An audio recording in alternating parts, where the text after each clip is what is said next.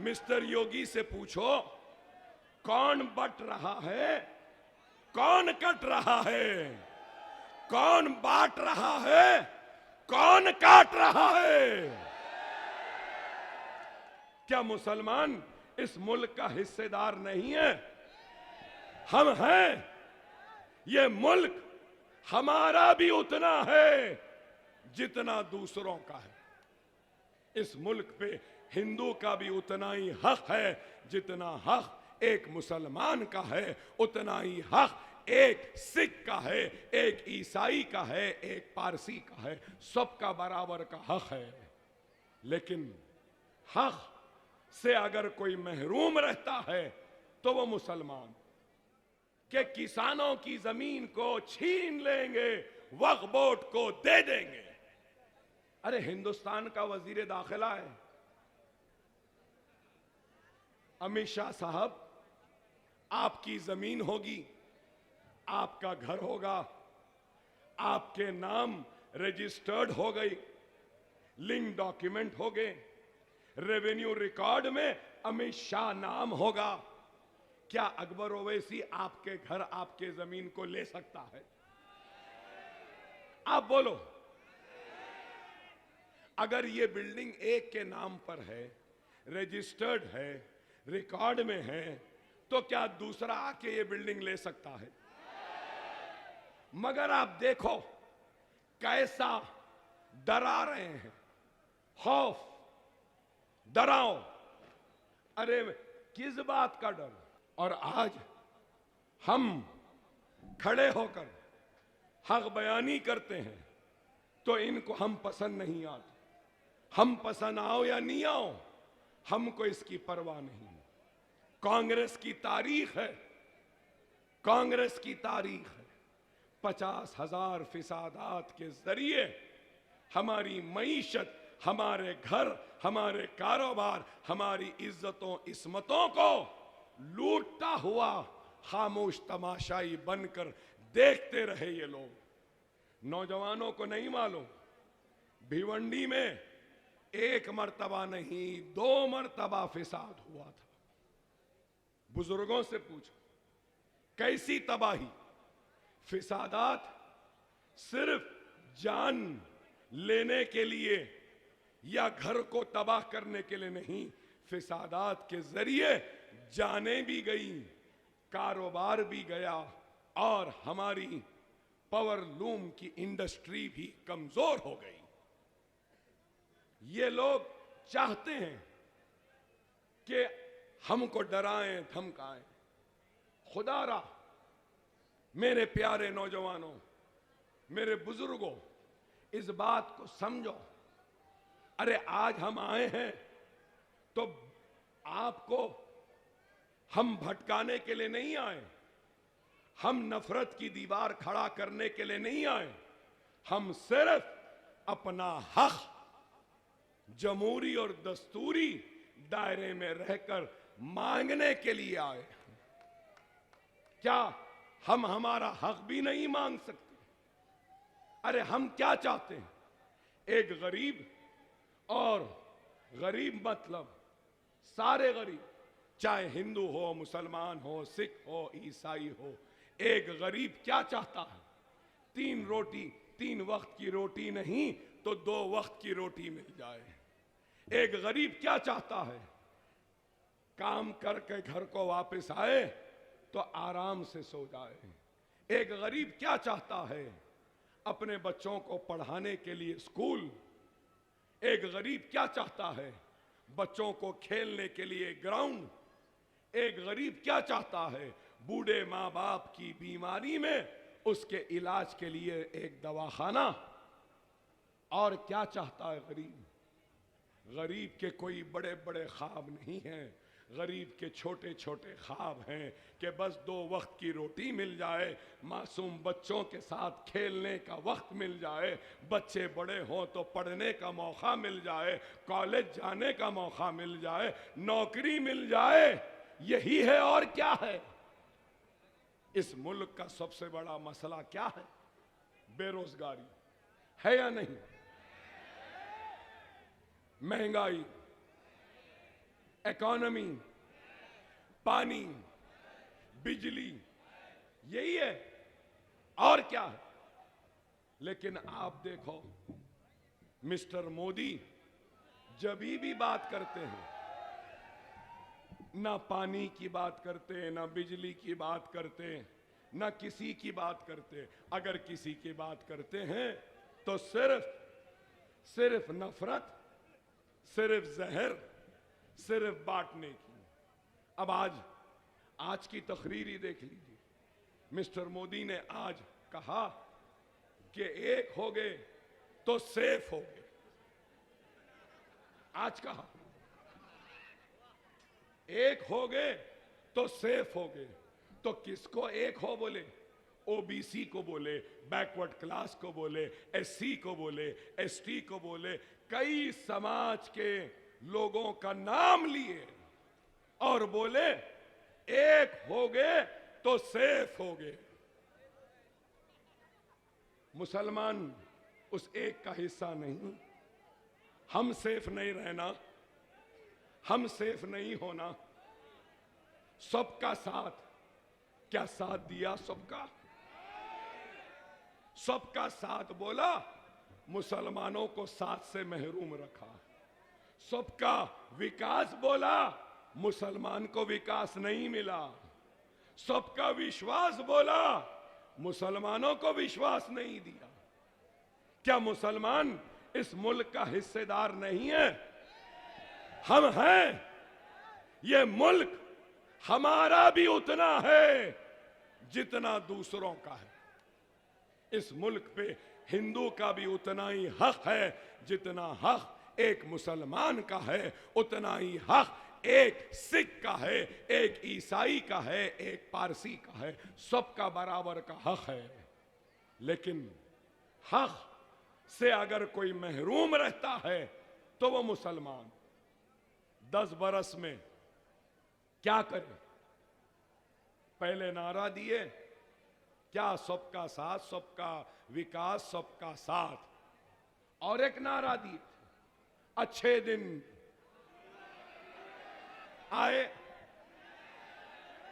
नहीं, आपसे नहीं पूछ रहा हूं मैं, आपसे नहीं, आरएसएस वालों से पूछ रहा हूं। वीर सावरकर को मानने वालों से पूछ रहा हूं, क्या अच्छे दिन लाए? अच्छे दिन आए? अच्छे दिन दिए? ना खाऊंगा ना खाने दूंगा बोले, और हजारों करोड़ के खाने वाले, घपला वाले अजीत पवार को फाइनेंस मिनिस्टर बना के बाजू बिठा लिए। वाह वाह।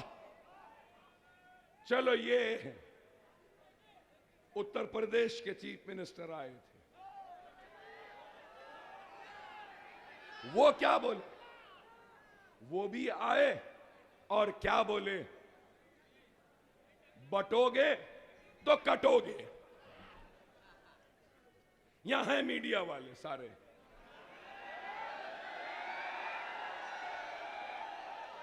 आपसे नहीं, इनसे कह रहा हूं, हिम्मत है तो जाकर पूछो योगी से, कौन बट रहा है, कौन कट रहा है? पूछो ना। फिर से रिपीट करता हूं, मिस्टर योगी से पूछो, कौन बट रहा है, कौन कट रहा है, कौन बांट रहा है, कौन काट रहा है? खाली बातें। अरे आप बताओ, फिर कल हिंदुस्तान के वजीर दाखिला अमित शाह साहब आए थे महाराष्ट्र में। वो क्या बोले कि किसानों की जमीन को छीन लेंगे, वक्फ बोर्ड को दे देंगे। अरे हिंदुस्तान का वजीर दाखिला है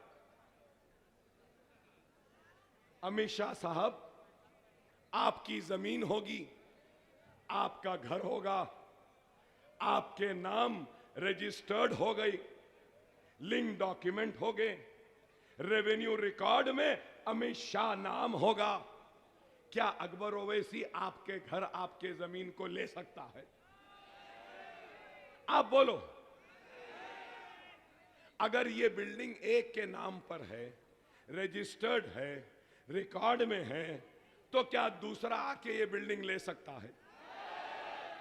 मगर आप देखो कैसा डरा रहे हैं, खौफ, डराओ। अरे किस बात का डर? आप बताइए, 10 साल से क्या विकास हुआ, हिंदुस्तान का क्या विकास हुआ, ये बताओ ना मिस्टर मोदी, मिस्टर योगी, मिस्टर शाह। ये नहीं बताएंगे। सिर्फ क्या, आते के आते लव जिहाद, घर वापसी, बीफ बैन और हिजाब बैन, सर पे टोपी मार रही, थैली में गोश्त मार रही, ट्रेन में जा रहा है, दाढ़ी है तो गोलियां चला दे रही। अरे आप बताओ, क्या हिंदुस्तान को इस नफरत की जरूरत है या हिंदुस्तान को मोहब्बत की जरूरत है? अरे तुम नफरत बांटते हो, लेकिन हम मोहब्बत बांटने आए हैं। यही फर्क है तुम में और हम में।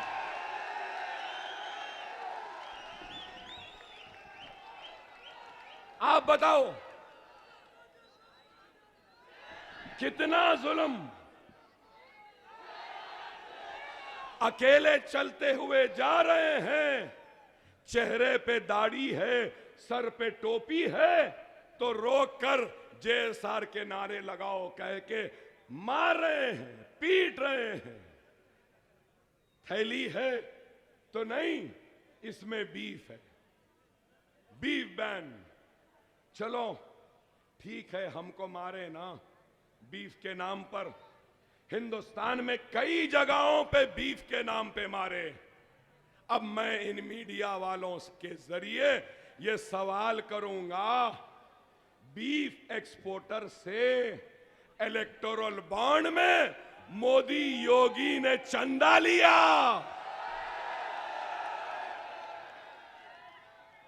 बीफ है बोल के मारे, बीफ खाते बोलकर मारे, बीफ के कारोबार है कह के मारे।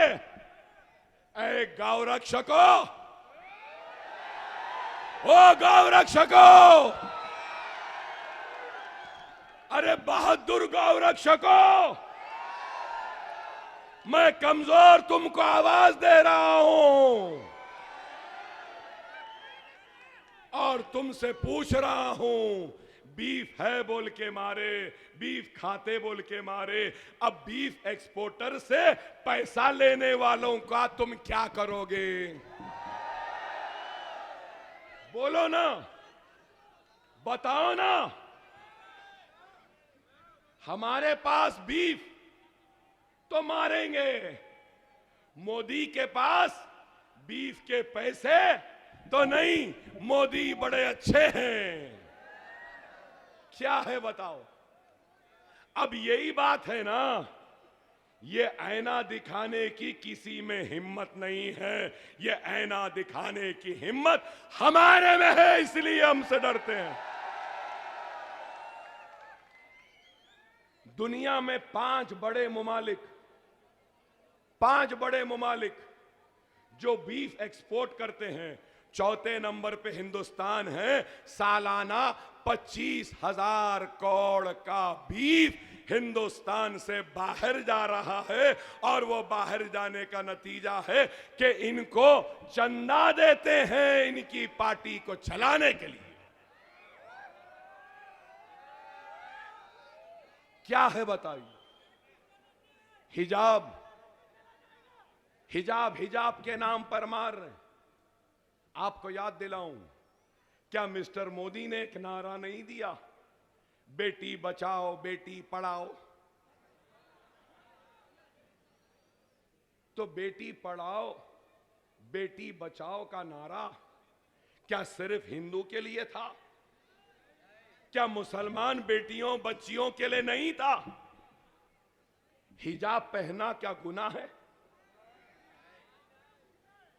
International court of justice international court of justice हो, या दुनिया की कोई पार्लियामेंट हो, या यूनाइटेड नेशंस भी है, तो उसमें भी हिजाब करने वाली मुसलमान बहन फख्र से हिजाब करती है, जाती है और अपनी जिम्मेदारी और अपने फर्ज को निभाती है। तो हिंदुस्तान में हमारी बच्ची कॉलेज को हिजाब पहन के नहीं जा सकती। क्या ये नाइंसाफी नहीं है? अरे मैं यही तो बताना चाह रहा हूं। हिंदुस्तान का मसला क्या बीफ बैन है? क्या हिंदुस्तान का मसला घर वापसी है? क्या हिंदुस्तान का मसला लव जिहाद है? क्या हिंदुस्तान का मसला ये छोटे मोटे चीजें नहीं है? हिंदुस्तान का सबसे बड़ा मसला है तो बेरोजगारी का है, बेघर लोगों को घर देने का है, महंगाई को कम करने का है, पेट्रोल की कीमत को गिराने का है, डीजल की कीमत को कम करने का है, गैस की कीमत को कम करने का है, बेघरों को घर देने का है। और इस मुल्क का सबसे बड़ा मसला अगर कुछ है तो नफरतों को खत्म करना और मोहब्बतों को बांटना, बटे हुए दिलों को एक करना, हिंदू मुस्लिम सिख ईसाई सबको एक नजर से देखना, यह है। क्या यह भड़काऊ भाषण है? अरे मैं तो मोहब्बत बांटने की बात कर रहा हूं। लेकिन आज बुरा दिखता है। मैं आपसे कहूंगा जैसा अकबरुद्दीन ओवैसी किसी से नहीं डरता, सिर्फ अल्लाह से डरता है, और अकबर ओवैसी का कलमा ला इलाहा इल्लल्लाह मुहम्मदुर रसूलुल्लाह है। तो आपको भी डरने घबराने की जरूरत नहीं है। हम तो लड़ते आए हैं अपनी हक की लड़ाई, जमहूरी अंदाज में, दायरे दस्तूर में लड़ते आए हैं और लड़े रहे हैं और लड़ते रहेंगे जब तक हमको हमारा दस्तूरी हक नहीं मिलता। हम लड़ते रहेंगे, लड़ते रहेंगे, लड़ते रहेंगे, हार और जीत की परवाह करे बगैर लड़ते रहेंगे। और ये कहना चाहता हूं, ये मुल्क जितना माथे पे तिलक लगाने वाले का है, उतना ही ये मुल्क सर पे टोपी पहनने वाले और चेहरे पे दाढ़ी पालने का भी है। ये मुल्क ना नरेंद्र मोदी की जागीर है, ना अकबर ओवैसी की जागीर है। ये मुल्क सबका है, ये मुल्क सबका है। सरदार का भी है, पारसी का भी है, सबका है।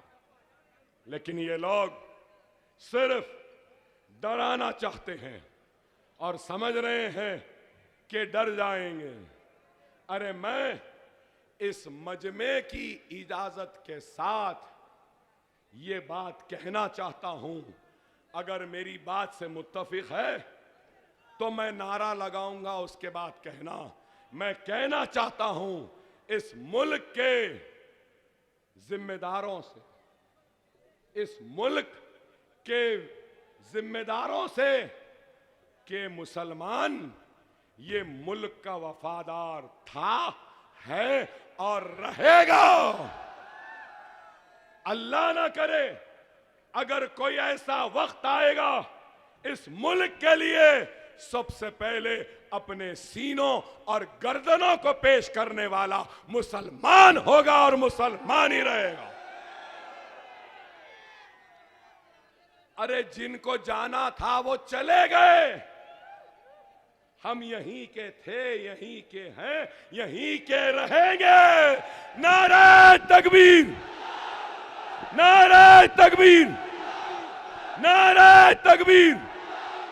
हिंदुस्तान, हिंदुस्तान।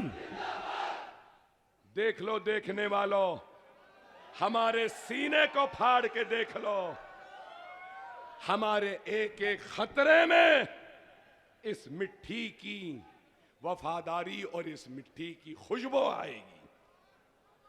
हमने इस मुल्क को सजाया है, संवारा है। हम ये मुल्क के हैं, इस मुल्क के रहेंगे। आपसे यही कहूंगा कि खुदारा वक्त और हालात को समझो। अगर ईमान होगा, जज्बा होगा, हिम्मत होगी, तो फिर कोई तुम्हें रोक नहीं सकता। मेरी तकरीर के वक्त शुरू जब किया तो बमुश्किल आवाज निकल रही थी, लेकिन देखो कि अब खुल गई आवाज। ये अल्लाह का करम है, आपकी दुआएं हैं, आपकी मोहब्बत है, आपका खुलूस है, आपसे रिश्ता है, इसलिए अल्लाह ने इस आवाज में फिर से ताकत दे दी।